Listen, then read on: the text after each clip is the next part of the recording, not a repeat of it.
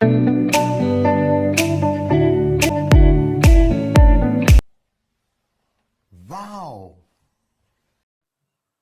Assalamualaikum warahmatullahi wabarakatuh. Perkenalkan, nama saya Tri Ayuni dengan NIM 2142010. Halo anak-anak, gimana nih kabarnya? Nah, di video kali ini kita akan belajar mata pelajaran IPA kelas 5 dengan KD 3.2 mengenal organ tubuh manusia dan hewan beserta fungsinya. Tujuan dari pembelajaran kali ini adalah agar peserta didik mampu menjelaskan fungsi dari organ tubuh manusia dan hewan. Anak-anak sudah siap belum belajar hari ini? Sebelum kita belajar lebih lanjut, anak-anak sudah pada tahu belum apa itu organ tubuh? Jadi, organ adalah kumpulan jaringan yang memiliki suatu fungsi atau lebih. Kali ini kita akan belajar tentang organ tubuh manusia dan organ tubuh pada hewan. Coba deh anak-anak perhatikan gambar di samping ini. Di samping ini adalah organ tubuh pada manusia. Ada apa aja sih organ tubuh pada manusia? Jadi, organ tubuh pada manusia itu yang pertama ada otak, ada tiroid, ada timus, ada ginjal, lalu ada pankreas, ada usus, ada jantung, ada paru-paru, hati, lambung, urin, dan reproduksi. Nah, reproduksi ini terbagi menjadi dua, yaitu reproduksi pada wanita dan reproduksi pada laki-laki. Fungsi dari organ tubuh pada manusia. Yang pertama ada otak. Otak adalah organ yang berfungsi sebagai pusat pengantar dalam kegiatan manusia.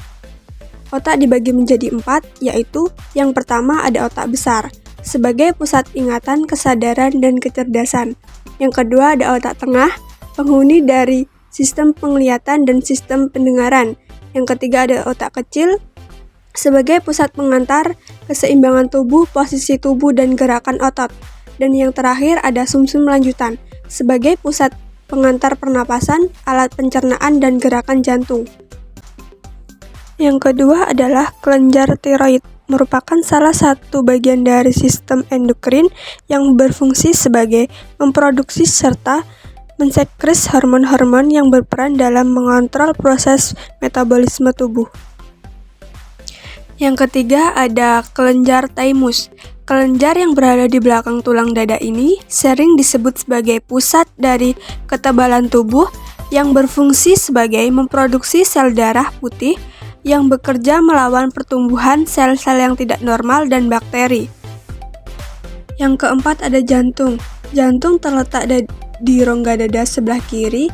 Fungsi utama dari jantung adalah untuk memompa darah ke seluruh tubuh. Organ tubuh jantung terbagi menjadi 4, yaitu serambi kanan, serambi kiri, bilik kanan, dan bilik kiri.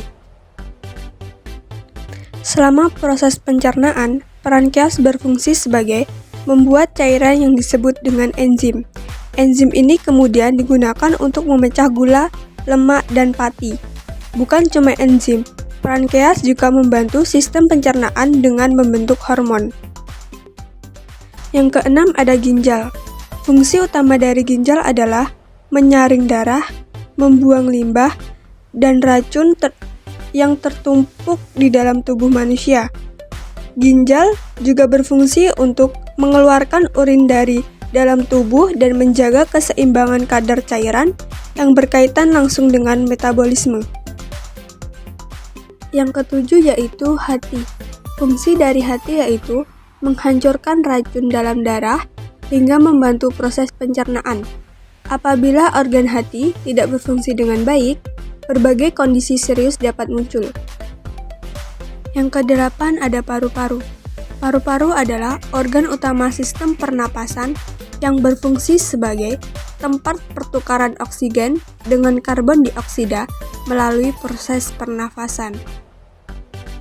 Selanjutnya ada usus. Usus ini dibagi menjadi dua bagian. Yang pertama ada usus halus dan yang kedua ada usus besar.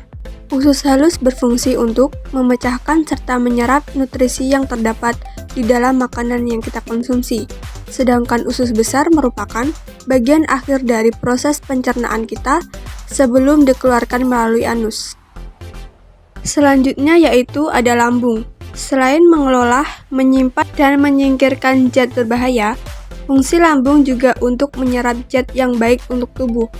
Selain enzim dan asam, lambung juga memproduksi zat lain yang akan mempermudah tubuh untuk menyerap zat-zat yang baik, seperti vitamin B12.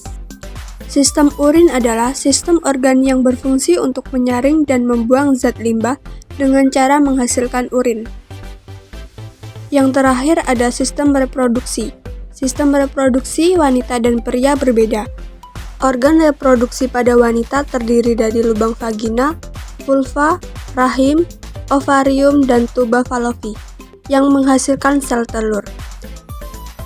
Sedangkan untuk pria, ada penis, sekrotum, serta testis yang menghasilkan sperma. Sistem organ reproduksi memiliki fungsi sebagai alat perkembangbiakan pada manusia. Selanjutnya ada organ tubuh pada hewan. Yang pertama ada ikan. Organ tubuh pada ikan terdiri dari insang, gelombang renang, jantung, hati, lambung bawah, lambung atas, dan anus. Fungsi dari organ tubuh pada ikan, yang pertama ada gelombang renang. Gelombang renang memiliki fungsi membantu ikan untuk mengapung di dalam air, sehingga ikan tidak harus berenang secara terus-menerus untuk mempertahankan posisinya di dalam air. Yang kedua ada insang.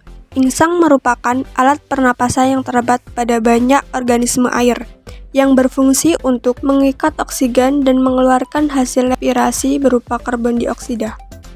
Yang ketiga ada hati.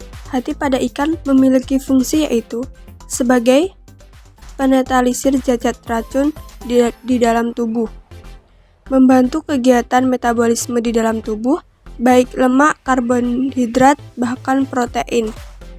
Selanjutnya ada jantung.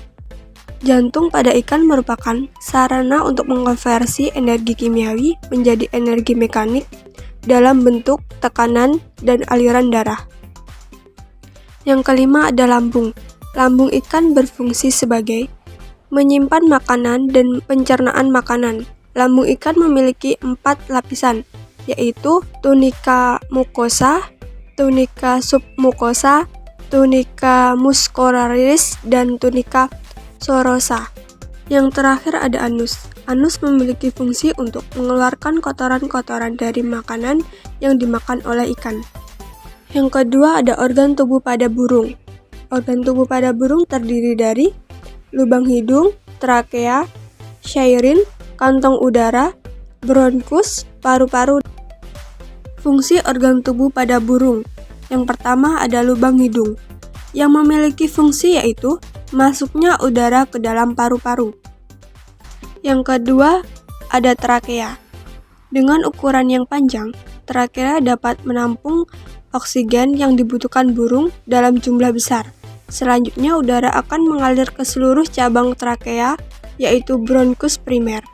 Dari bronkus primer, udara sebagian masuk ke dalam paru-paru dan sebagian masuk ke dalam kantong udara. Yang ketiga yaitu syairin, berfungsi seperti pita suara pada laring, yaitu memproduksi suara ketika ada udara yang melewatinya. Burung dapat berproduksi suara menggunakan udara yang masuk lewat inspirasi maupun yang keluar lewat ekspirasi. Yang keempat ada paru-paru. Paru-paru berfungsi sebagai pemberian tempat peredaran udara dan pertukaran gas sewaktu inspirasi dan ekspirasi. Yang kelima ada kantong udara. Kantong udara ini dibagi menjadi dua, yaitu yang pertama ada kantong udara anterior.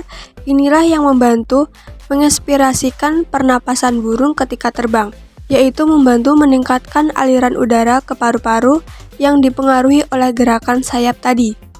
Yang kedua ada kantong udara posterior yang berada di belakang tengkuk. Fungsinya untuk menahan udara keluar sewaktu burung terbang. Kantong udara yang pertama menerima udara setelah trakea. Yang terakhir ada bronkus, terhubung secara langsung ke dalam pembuluh darah burung, dan fungsinya pertukaran oksigen dan karbon dioksida. Oke, penjelasannya sudah selesai nih. Sekarang waktunya anak-anak untuk mengerjakan kuis. Ibu sudah siapin nih link kuisnya. Jangan lupa ya dikerjakan. Selamat mengerjakan anak-anak. Sampai jumpa di pertemuan berikutnya.